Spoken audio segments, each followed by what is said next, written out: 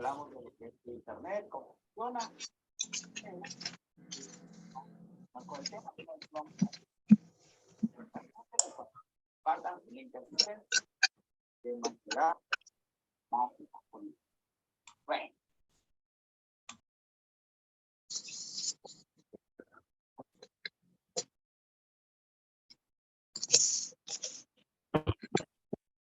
Ay, que se comían cuatro.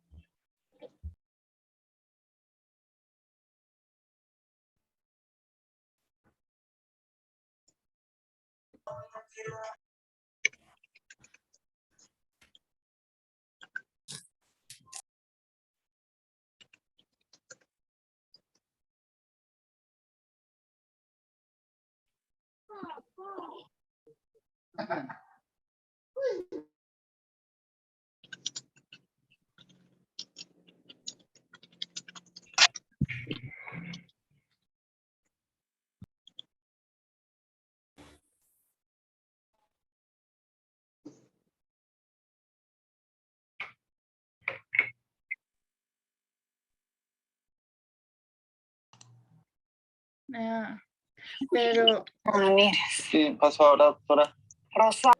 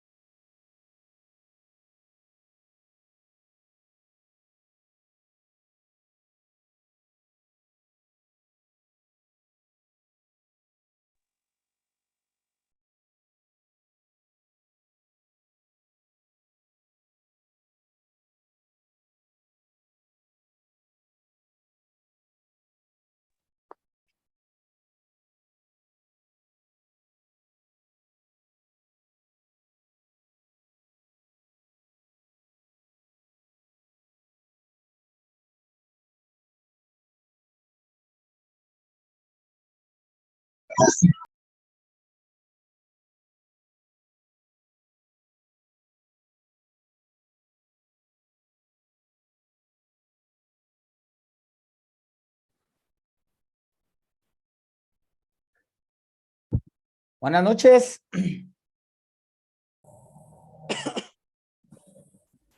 Buenas noches, licenciado. Buenas noches, Eric. Buenas noches. ¿Qué tal, Lick? Buenas noches. Buenas noches, licenciado. Buenas noches, buenas noches. Buenas noches.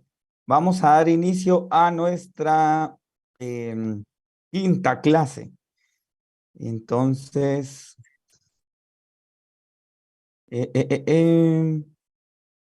bueno, la semana pasada, ayer, ayer estuvimos hablando acerca de la relación de la informática jurídica y el derecho informático con las otras ramas del derecho. Y pues concluíamos que al ser un eje transversal, una ciencia transversal que pues puede abarcar distintas ramas, puede coadyuvar a distintas ramas del derecho y pues en ese sentido pues mostramos algunos ejemplos. El día de hoy pasamos al siguiente tema, que es la tecnología de la información y la comunicación. Seguramente ustedes han escuchado el término TIC, TIC, tecnología de la información y comunicación. Básicamente la tecnología de la información y comunicación mezcla dos cosas. Por un lado, la tecnología de la información y por el otro, la tecnología de la comunicación. ¿Y qué es cada cosa? La tecnología de la información es precisamente es el tratamiento de la información. ¿Qué tipo de información? A un principio, pues la información tenía un formato pues físico, en papel, ¿verdad? Pero conforme la tecnología lo permitió, pues hemos pasado a comunicaciones digitales, a tener documentos electrónicos y comunicaciones digitales. Un documento electrónico podría ser un documento de Word, un documento en PDF, una fotografía, un archivo de audio o video. Esa es comunicación, esa es información, tecnología de la información. Ahora, tecnología de la comunicación, pues precisamente son los mecanismos de transmisión de esa información. En un principio, pues la información que se tenía, la comunicación que existía era cablegráfica, ¿sí? Y antes de eso, una comunicación más análoga. Si usted deseaba comunicarse y transmitir información a otra persona, lo tenía que hacer por una carta, por ejemplo. Y pues se tardaba meses, semanas en llegar a su destino. Posteriormente, las comunicaciones cablegráficas.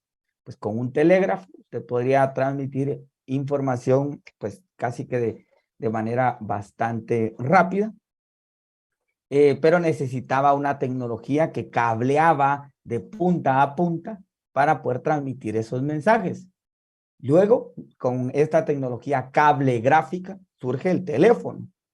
Bueno, ha evolucionado y ahora pues con el surgimiento del internet y otros mecanismos de comunicación como vía satelital, pues ha ido evolucionando. Entonces, las TIC, tecnología, la información y comunicación, hace referencia a dos cosas, a la tecnología de la comunicación y a la tecnología de la información. Y todo esto pues va de la mano. En ese sentido, pues ya hablaba yo muy brevemente de esa evolución. Primero que nada tuvimos una comunicación análoga, todo era pues llevar una carta de un lugar a otro o no había comunicación. Posteriormente una comunicación cablegráfica, posteriormente aparece la computadora, aparece el internet y bueno, ya con eso pues, la evolución que todos conocemos. En ese sentido, pues quiero explicar que existe una onda electromagnética o el espectro electromagnético. ¿A qué voy con esto? El Estado de Guatemala es propietario de sus recursos naturales, ¿cierto? Como es el agua, como son los ríos, el suelo, el subsuelo, el espacio aéreo. Pero bueno, también del espectro electromagnético. Nosotros como seres humanos, pues no tenemos esa visión. Nosotros con nuestros sentidos podemos percibir el viento, el agua, el calor, pero no podemos percibir otras ondas de frecuencia que existen en el ambiente, como lo son las ondas del espectro electromagnético. En esas ondas de espectro electromagnético se mueven las radiofrecuencias. Las radiofrecuencias son esas frecuencias que permiten la transmisión de información. Dentro del espectro de las radiofrecuencias tenemos las comunicaciones radiográficas, las telegráficas e inclusive las vías satelitales. Entonces, un ejemplo de esto sería que usted va en su vehículo, enciende su radio, sintoniza una radio, una frecuencia, y pues ¿cómo funciona esto? La antena de su vehículo ubica una repetidora, una antena, y esa antena a su vez otra y otra y otra hasta llegar a la central, que es quien le está transmitiendo a usted la señal. De esa cuenta usted puede escuchar esa radio, y con su botón, con su dedo, sintoniza otra, pues y así va cambiando, y otra, y otra, y otra. Entonces, es una comunicación instantánea, ¿verdad? De la misma forma, la televisión. La televisión también es otra banda del espectro radiográfico. También las telecomunicaciones, como el internet. Esas bandas de frecuencia 2G, 3G, 4G, 5G, que seguramente ustedes han escuchado y que cuando ven su teléfono ven que arriba dice un 3G, un 4G. Bueno, esa es la banda a la cual está conectado y mediante la cual se está transmitiendo una señal. Bueno, y entonces, habiendo explicado que existe esa banda electromagnética, ese espectro electromagnético, pero que ustedes y yo no sentimos, ¿verdad? Pero que existe, el Estado de Guatemala, en su artículo 121 de la Constitución Política de la República, define cuáles son los bienes del Estado. Y dentro de estos, pues obviamente el río, subsuelo, etcétera, su espacio aéreo. Y en la literal H dice las frecuencias radioeléctricas. Esas frecuencias que se encuentran en ese espectro electromagnético, ¿verdad? Y para regular el Estado de Guatemala, esas frecuencias que, insisto, ni usted ni yo vemos, pero que existen, el Estado de Guatemala emitió 3 leyes. La primera, la Ley de Radiocomunicaciones contenida en el Decreto Ley 433. 2, la Ley Reguladora de Uso y Captación de Señales vía satélite y su distribución por cable, contenido en el Decreto 41-92. Y 3, La Ley General de Telecomunicaciones contenía en el decreto 94-95. Bueno, entonces esta trilogía de leyes regulan las telecomunicaciones en Guatemala. En esta clase vamos a analizar muy por encimita algunos artículos importantes de la Ley de Radiocomunicaciones y la Ley de Telecomunicaciones. La de captación de vía satélite, pues no tanto, vamos a entrar en análisis, pero aquí voy a explicar. La primera, Ley de Radiocomunicaciones. Bueno, esta ley regula las frecuencias y canales que se utilizan en las radiocomunicaciones de Guatemala. Esa frecuencia es propiedad del Estado, es inalienable, es imprescriptible, y el Estado, para explotar esas frecuencias, lo hace por sí o por un tercero o un particular. De esa cuenta que en Guatemala hay canales del Estado, ¿verdad? Como el canal del Congreso, por ejemplo. También hay frecuencias de radio del Estado, donde pues tienen sus noticias, etcétera. Pero luego hay frecuencias que el Estado cede a un tercero para que lo utilice. Obviamente, para que lo utilice por un periodo de tiempo, porque el Estado es el propietario de esa frecuencia y únicamente lo cede. ¿Cuál es el tema de hoy? Las telecomunicaciones. Siguiente, sigamos. Entonces, a eso se refiere las radiocomunicaciones. La ley reguladora de uso y captación de señales vía satélite y su distribución por cable, básicamente regula el uso y operación de estaciones que tengan la capacidad de captar señal de un satélite, de esos que orbitan el espacio. Y se capta la señal y la distribuye por medio de cable. Entonces, el ejemplo concreto sería Sky, por ejemplo, esa empresa de cable vía satélite. Es una antena que capta señal a un satélite, que capta señal a su vez de canales de otros países, con el objeto, pues, de vender un servicio, pues, de cable, ¿verdad? Básicamente, es muy sencilla esa ley. Y la tercera, la Ley General de Telecomunicaciones. Esa ley establece un marco regulatorio que regula el espectro radioeléctrico, crea una intendencia o una unidad específica encargada, que es la Superintendencia de Telecomunicaciones, que es el ente técnico que supervisa la prestación de esos servicios relacionados a la telefonía y a las bandas de frecuencia en las que funciona el Internet.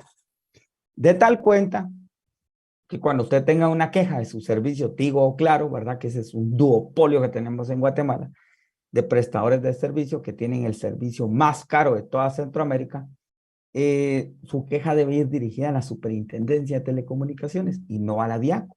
La DIACO, pues, entra con cualquier otro servicio exceptuando dos. Uno es las telecomunicaciones y dos son los bancos, a quienes los supervisa la Superintendencia de Bancos, ¿verdad? Entonces, por eso cuando ustedes se quejan en redes sociales y etiquetan a la DIACO, pues la DIACO no hace nada.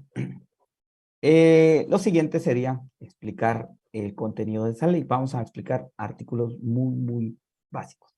Ley de Radiocomunicaciones, Decreto Ley 433. Bueno, en el artículo primero de esta ley establece que el dominio del Estado sobre las frecuencias y canales utilizables en las radiocomunicaciones del país son inalienables e imprescriptibles. Son propiedad del Estado, nadie se las puede quitar, no vence o no tiene una caducidad ese derecho, y que el Estado puede explotarlos para sí o para terceros, obviamente, pues obteniendo alguna ganancia, ¿verdad? El Estado subasta esas frecuencias. ¿Y cómo funciona? Ya les decía, pues, que tenemos una estación base. Irma Carrillo tiene encendida su micrófono, disculpen. Gracias. Tenemos una estación base que es la que emite la señal y la traslada hasta una repetidora. y esta repetidora a su vez pues traslada la señal a una frecuencia AM, FM o de canales de televisión. Para que el Estado ceda a un tercero, lo debe hacer bajo una concesión, la figura de una concesión. Y el Estado de Guatemala en el artículo 11 establece que puede dar una concesión de los canales y frecuencias de radio por un término de hasta 25 años, prorrogable por un periodo similar, ¿verdad? En las cuales, pues, quien ya tenga el derecho tendrá preferencia sobre terceras personas. Y bueno, entonces es por 25 años, prorrogable por otros 25 años, bajo una figura de concesión. En ese sentido, pues, hay una... en el año 2013, el Estado de Guatemala le concede las frecuencias de canales 3, 7, 11 y 13 a Ángel González por el precio equivalente a lo que él cobra por 5 minutos de anuncios en uno de sus canales, ¿verdad? Entonces Guatemala está regalando, ¿verdad? Ya está dejando de percibir ingresos al estar subastando pues a un precio inferior al mercado de sus frecuencias de canal. Este contrato debió haber sido declarado lesivo e inclusive nulo, en virtud que el procedimiento que se siguió no fue el establecido en el artículo 18 del decreto ley 433. En ese artículo se establece cuál es el procedimiento para adquirir la concesión de una frecuencia. Pero bueno, como ven, muy básico este tema y no entramos a más detalles. Ahora pasamos a la siguiente ley. Es la Ley General de Telecomunicaciones. ¿Cómo sería con claro que el Estado se lo vendió? Disculpe, ahorita vamos, don Edgar. Ahorita vamos con la Ley General de Telecomunicaciones, decreto 94-95. Bueno, entonces las telecomunicaciones se refieren a ese mecanismo de transmitir y obviamente recepcionar señales que transmitan mediante esas bandas de frecuencia electromagnética información. Información que puede ser sonido, audio, imágenes, etcétera. En ese sentido, pues, el artículo primero de la ley establece que básicamente la ley fue creada para desarrollar actividades de telecomunicaciones y normar el aprovechamiento y explotación del espectro radioeléctrico con la finalidad de apoyar y promover el desarrollo eficiente de las telecomunicaciones, estimular la inversión en el sector, fomentar la competencia entre los diferentes prestadores de servicios de las telecomunicaciones, proteger los derechos de los usuarios y de las empresas proveedoras de servicios de telecomunicación y apoyar el uso racional y eficiente de ese espectro. Y bueno, con la pregunta que nos hacía el compañero ahí en el chat, lo que pasó con Telgua o Guatel, mejor dicho, en su momento, es que era la empresa nacional que estaba encargada de las telecomunicaciones. Y pues esa empresa estatal obviamente tenía mobiliario, antenas, tenía cableado, y en aquel entonces era caro tener un teléfono y había unas grandes colas y habían pocas personas que tenían teléfono en su hogar. Pero cuando deciden reducir el Estado en el gobierno de Álvaro Arzú y vender, no estaban subastando la frecuencia, sino subastaron la empresa de telefonía guatemalteca, que en ese entonces era Guatel. Entonces, pues para mí fue un error histórico, porque posteriormente, cuando la subasta de las frecuencias 2G, 3G, 4G, 5G, ahora pues ustedes saben que las telefónicas son uno de los negocios más rentables que existen en Guatemala.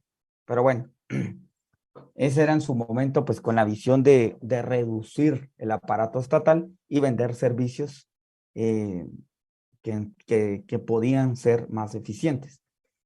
Lo siguiente es explicar cómo funcionan estas telecomunicaciones. Primero que nada, usted en su dispositivo tiene una tecnología que convierte ese audio en una señal digital. Esa señal digital se transmite mediante ese espectro electromagnético hasta que llega a una antena, y esa antena se conecta a otra antena, y por el espectro electromagnético llega al teléfono de la persona que recibe la llamada, y el dispositivo tiene una tecnología que hace lo contrario, convierte esa señal digital en la voz de su interlocutor, y mediante esta forma se comunica. Entonces, lo que nos venden básicamente es el derecho de utilizar estas señales, ¿verdad? Que una vez impuestas, pues ya son los gastos de mantenimiento, pero por eso es mi crítica, que somos uno de los países que tienen, que más caro es el Internet y las telecomunicaciones para el consumidor en toda Latinoamérica. Es el doble de caro, que en Belice, por poner un ejemplo. Entonces, eso. Y hablando y relacionando el derecho a la información de cada una de las personas, o el habeas data, ¿qué información nuestra tienen las telefonías? Bueno, pues evidentemente ellos graban todos los audios de las llamadas, tienen todos los mensajes, y a través de estas antenas, obviamente, pueden obtener la ubicación en tiempo real de todos nosotros. Ahora, esas telecomunicaciones, en un principio fueron cablegráficas, fueron evolucionando cuando surgen la tecnología de bandas de frecuencia. Y entonces la primera que surgió fue la 1G, ¿verdad? Y pues hasta que tenemos la 5G.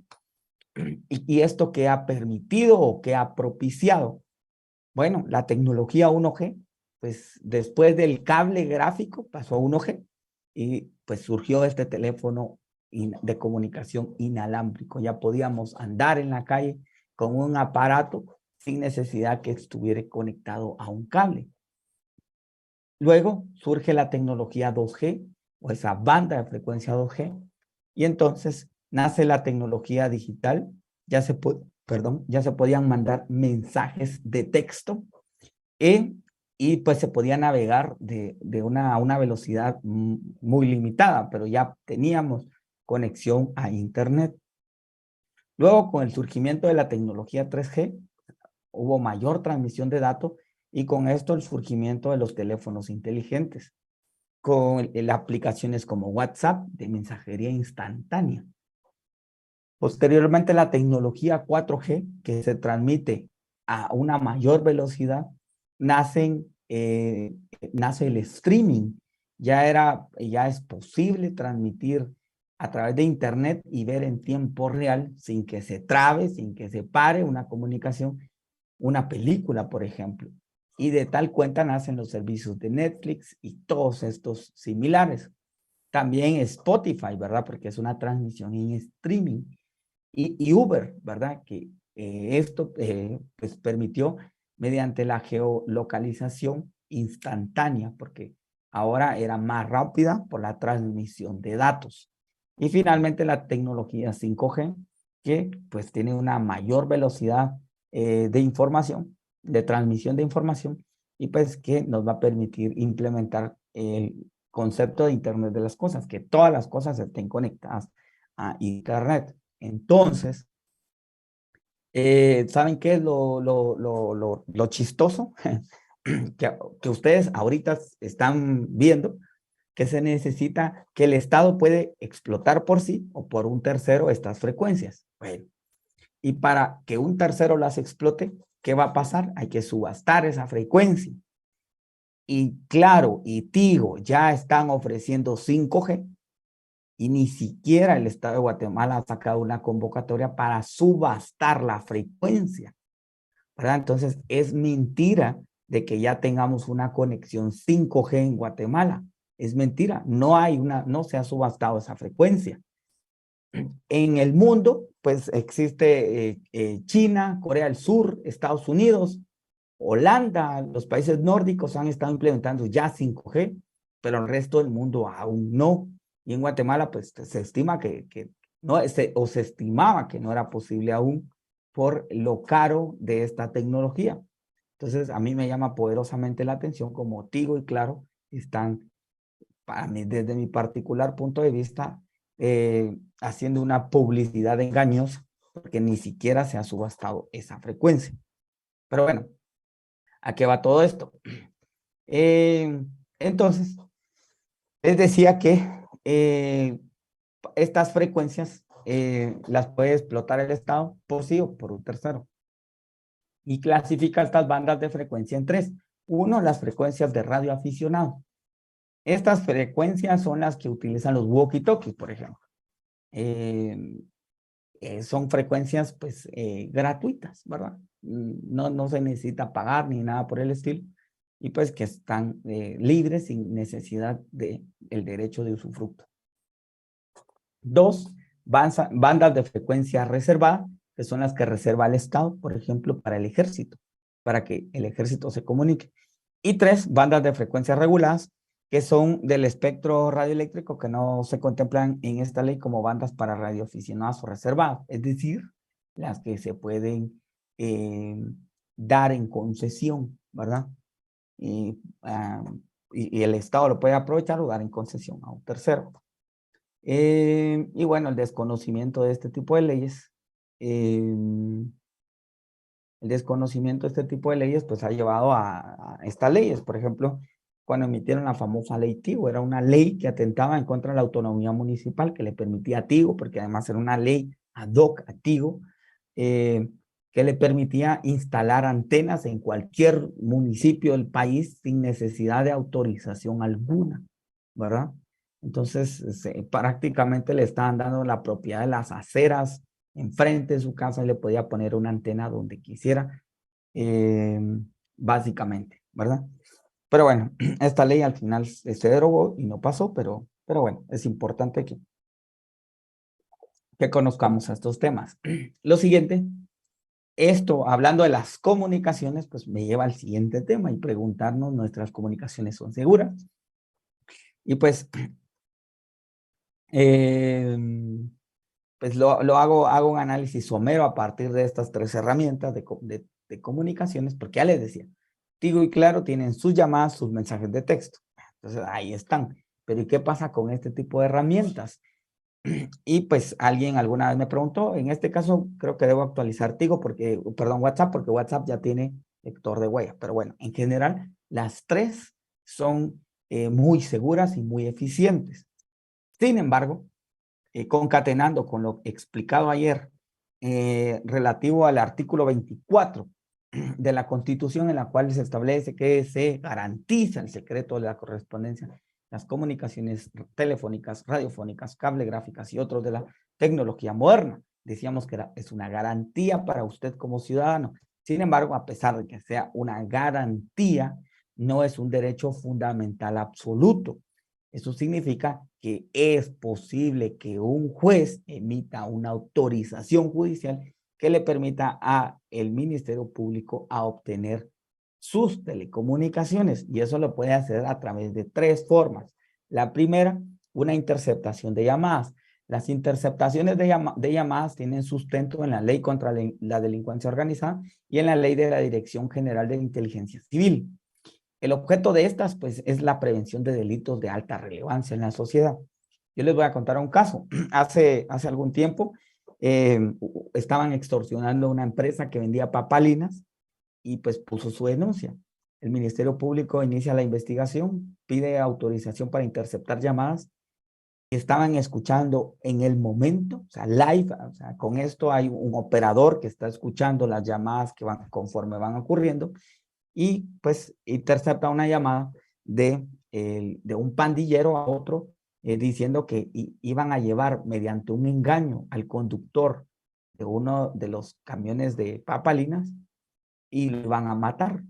Entonces una chica se le acerca al conductor de papalinas y bajo engaño lo lleva a un lugar y allí lo iban a matar. Y el Ministerio Público, a través de esta herramienta, pues localizó el plan, llegaron al lugar y pues capturaron a todas las personas.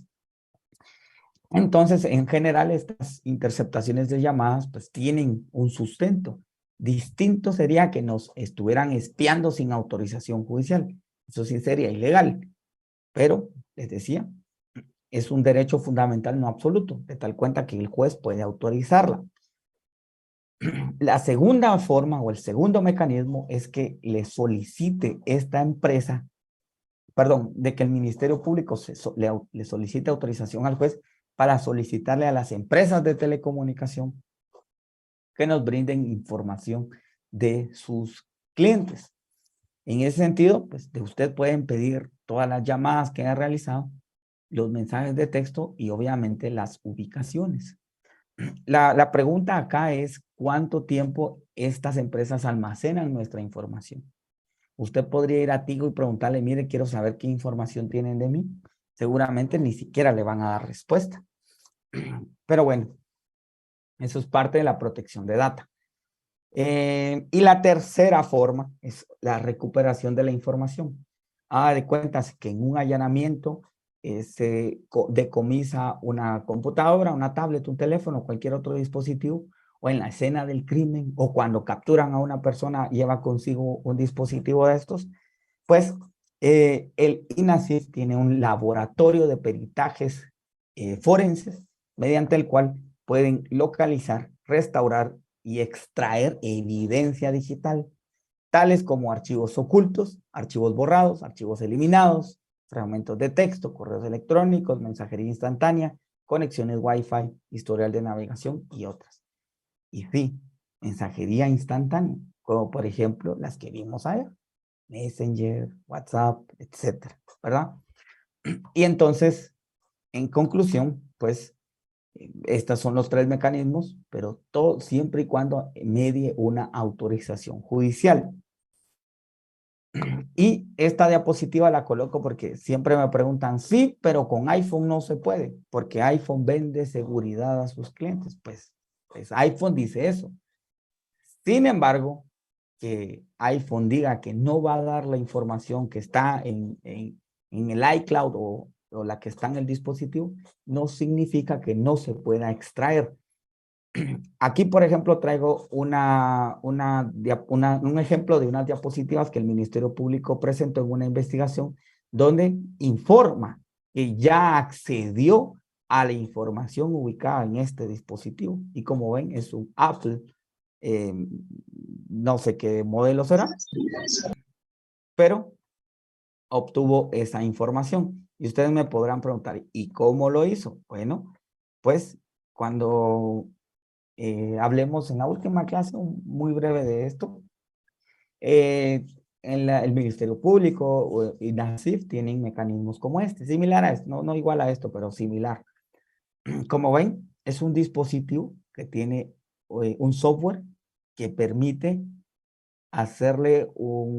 romper la seguridad del dispositivo y hacer una imagen digital del contenido del dispositivo. Y el Ministerio Público, pues al hacer esa imagen digital, esa imagen será la que sirva como prueba para presentarla ante un tribunal del contenido del dispositivo, de todo el contenido del dispositivo. Entonces, sí es posible hacerle esta extracción de información a un iPhone. Entonces, en general, la tecnología, la información y comunicación, como ven, pues es útil. El Estado de Guatemala tiene cierta regulación al respecto y a partir de esto, pues en nuestro mundo del derecho se pueden hacer muchas cosas. ¿Qué características tiene esta tecnología? Primero que nada, la inmaterialidad. Eso significa que nosotros podemos interactuar con información inmaterial. Esto, pues, en este momento tiene algunas aplicaciones, como por ejemplo que usted aprenda a conducir un vehículo o que usted, por ejemplo, con el metaverso que está creando Facebook, etcétera. Pero bueno, es una de sus características. La segunda es la interactividad. Esa característica es la que permite una comunicación bidireccional sin importar dónde nos encontremos. Ejemplo de esto es esta clase. Ustedes están cada uno en su casa, yo en la mía, y estamos en un lugar común, que es esta plataforma, interactuando. Ustedes pueden preguntar y etcétera. Nos vemos. La siguiente es la instantaneidad. No, ya no necesitamos esos meses, semanas que se tardaba antes de llevar una carta de un lugar a otro, sino ahora pues es una comunicación instantánea. Usted se conecta y aquí estoy yo, e inmediatamente podemos dialogar. Esas características de toda la tecnología pues ha permitido que ocurran cosas como estas. Y bueno, entonces, ¿qué aplicación práctica tiene esto a nuestro mundo? Mire, todo lo que dije para caer a esto. ¿Y qué aplicación práctica tiene esto? Bueno, estos son meros ejemplos porque hay muchos más. Pero bueno, el primero serían las videoconferencias. Las videoconferencias son audiencias que se celebran utilizando un dispositivo que está conectado en la sala de audiencias de un tribunal y la otra está conectada en otro lugar, pudiendo ser un centro de detención, el INASIF, ¿verdad? Con los peritos, o en algún lugar donde se encuentre un testigo protegido o una persona que sea un colaborador eficaz. Esta herramienta surge a partir de una reforma que contenía en el Código Penal en el año 2010, que incorpora pues algunas cuestiones que tenía el Estatuto de Roma, que Guatemala pasó a formar parte. Y el objeto de esto era permitir que no fuera necesario que una persona estuviera en la sala de audiencias para poder rendir una declaración, ¿sí? Antes ocurría mucho con los delitos de trata de personas, que el Ministerio Público llegaba a un lugar donde tenían personas que estaban retenidas contra su voluntad en una red de trata, y pues lo que hacían la PGN era expulsarlas a su país de origen, a El Salvador, Honduras, Nicaragua, etcétera, por lo regular Centroamérica. Pero bueno, ella era una víctima y la declaración de esa víctima servía en el juicio. Entonces, muchas veces se perdían esas pruebas. Y bueno, a partir de esto ya podía yo mandar a un juez comisionado allá para que pudiera estar en esa declaración utilizando estos mecanismos. Y bueno, se usan, sí, la verdad es muy útil estas estadísticas al año pasado, 82,000, pero bueno, alrededor, yo estimo más de 100,000 videoconferencias actualmente. Esto lo tenemos regulado en el artículo 218 bis del Código Procesal Penal, que establece lo siguiente. Si por circunstancias debidamente fundadas, como por ejemplo que se pueda fugar o que exista miedo de que puedan intimidar a ese testigo, eso puede ser. El testigo, el perito, el colaborador eficaz no pueden concurrir a prestar una declaración personal al tribunal. Se podrá ordenar la realización de una declaración testimonial a través de videoconferencia o cualquier otro medio de comunicación audiovisual que garantice, pues obviamente, el adecuado ejercicio de los derechos procesales de las partes. ¿Cómo garantizamos el adecuado ejercicio de los derechos de las partes? Bueno, con herramientas como esta. ¿Como qué derechos? El derecho de defensa, ¿verdad? Que yo en cualquier momento le puedo decir, señor juez, quiero hablar, y hable y me escuchen las demás personas. Es ejercer derechos procesales. O que pueda intervenir yo en un interrogatorio o en un contrainterrogatorio, ¿verdad? Eso es ejercer mis derechos dentro de un proceso. Y este tipo de herramientas lo permiten. Y bueno, acá este mismo artículo contiene ciertas circunstancias en las cuales se puede utilizar. Entonces, lo que ya explicábamos, ¿verdad? Cuando un testigo, perito u otra persona está siendo beneficiado de alguno de los mecanismos de protección regulado en la Ley para Protección de Sujetos Procesales, como por ejemplo un testigo protegido, una persona pues que está declarando, pero tiene miedo, ¿verdad? Que algo le pueda ocurrir, como muy comúnmente pasa con las extorsiones. 2, cuando la persona haya sido colaborador eficaz, ¿verdad?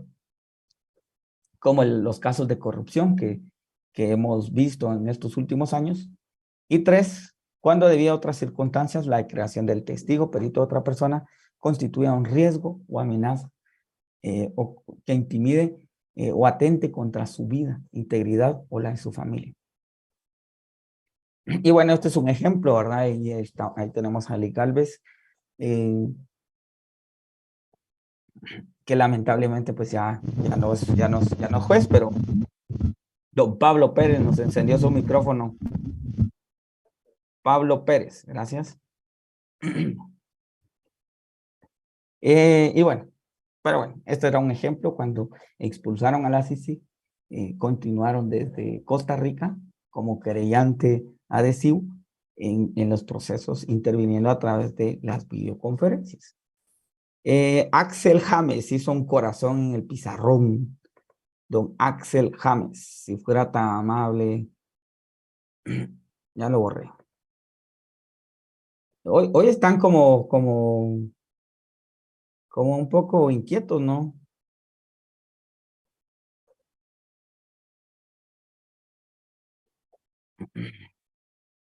Yo estoy tratando de ponerle atención. Gracias. Pero bueno, prosigamos porque hay algunos que, como ustedes, sí están poniendo atención. Entonces, la Corte Suprema de Justicia emitió el reglamento 31-2009 que tiene por objeto regular cómo se va a proceder a las videoconferencias.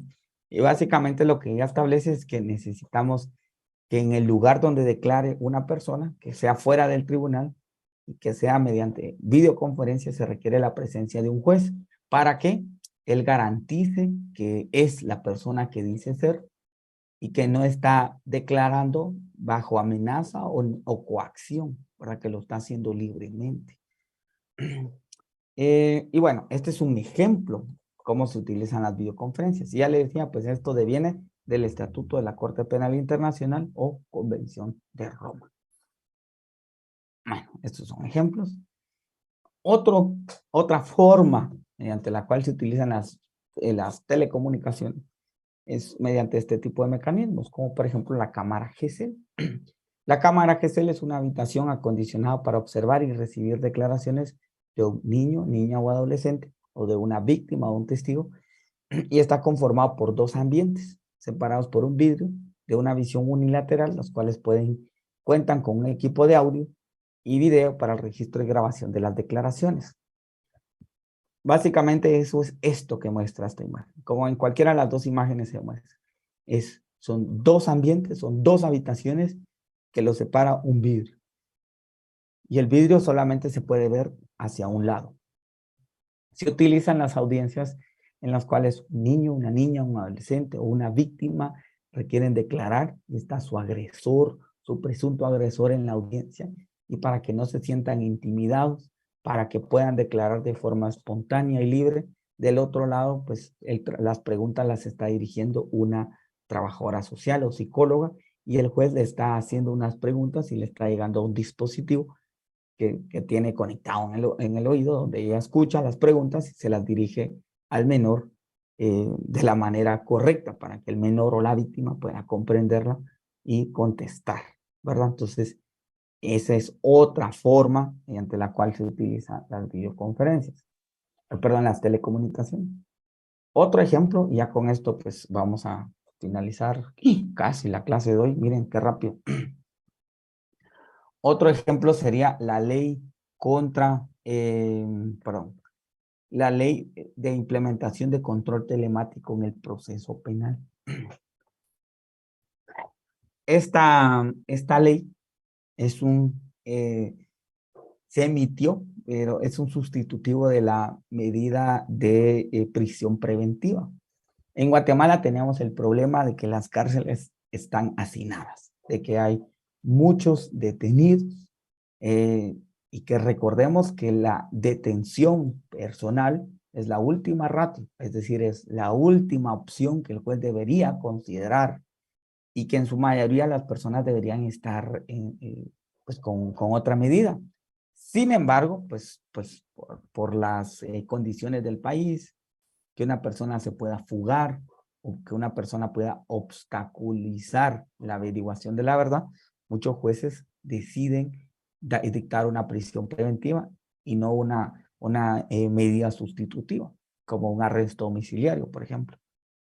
Entonces, el Congreso de la República emitió esta ley y leamos el artículo primero, dice objeto. La presente ley tiene por objeto regular la aplicación del control telemático al proceso penal guatemalteco a través de la implementación del dispositivo de control telemático como medio eficaz alternativo a la prisión. ¿Sí? Entonces, este dispositivo, que bien puede ser un brazalete ubicado en la muñeca de la persona, o puede ser también ubicado en el pie de la persona, que estaría conectado mediante GPS para ubicar su geoposicionamiento en todo momento y emitir alertas en caso de que esta persona pues, se saliera del área en la cual está detenido o arrestado de forma domiciliar. También, bueno, y entonces siguiendo con el artículo, dice que sería un medio eficaz alternativo a la prisión, bajo esa modalidad de localización permanente de las personas sujetas a proceso penal para garantizar el efectivo cumplimiento de medidas sustitutivas, prelibertad y libertad controlada. La prelibertad y libertad controlada son dos figuras que se utilizan en la fase de ejecución penal. Cuando una persona es condenada pues a 20 años de prisión, eso no significa que deba estar 20 años de prisión. El Código Procesal establece y la ley del régimen penitenciario beneficios. Y bueno, la persona podría recobrar su libertad, es decir, sigue cumpliendo una pena, pero ya no está en la cárcel, sino podría estar libre bajo ciertas medidas, ¿verdad? Entonces, para esto, asimismo, dice la ley, se aplicará el control telemático a las medidas de seguridad en el caso de protección de víctimas del delito y víctimas de violencia contra la mujer. Y bueno, esto, pues, a pesar de que es acertado, pues, complica aún más la implementación de esta ley. ¿Cuál es el problema que tenemos con la violencia contra las mujeres? Viene una mujer, denuncia que su pareja le agrede y le dan medidas de seguridad a favor suyo. Y dentro de las medidas está que su presunto victimario no se le acerque a ciertos metros. Pero ¿cómo podemos verificar eso? ¿Verdad? Y muchas de estas personas buscan a su víctima. Y este era un mecanismo, ¿verdad? Pues que la mujer tuviera un dispositivo de estos. Obviamente no iba a ser un brazalete, sino podría ser algo que pudiera tener en su cartera, por ejemplo. Y que pues alertara a las autoridades en caso de que se le acercara. Dos, esta ley nos da una definición de telemática, dice que es el conjunto de sistemas electrónicos y técnicos que asocian las telecomunicaciones y la informática con el fin de brindar a la ciudadanía una herramienta moderna para el desempeño de sus relaciones en diferentes ámbitos. El control telemático es aplicable como sistema de vigilancia que consiste en que el sindicado o condenado quede sujeto a control por parte del Estado, sin necesidad de encontrarse privado de libertad. ¿Cuál ha sido el problema en la práctica de esta ley? Que ha sido imposible aplicarla. Hasta la presente fecha es una ley vigente, no positiva. ¿Por qué? Básicamente, el Ministerio de Gobernación debería licitar a una empresa para que preste este servicio. Sin embargo, bueno, y entonces pongámonos a pensar qué conlleva esto. Bueno, primero que nada, los dispositivos, ¿verdad? Una empresa que provea los dispositivos. Dos, que monitoree. Eso significa que hay que montar un centro de monitoreo de todas las personas que tienen este dispositivo para que, bueno, y la conexión vía satélite de geoposicionamiento, GPS, para que constantemente esté alertando. Ahora bien, esto tiene un costo. Y entonces, con respecto al costo, veamos esto. Con respecto al costo, pues aquí creo que no lo coloqué, pero el Estado de Guatemala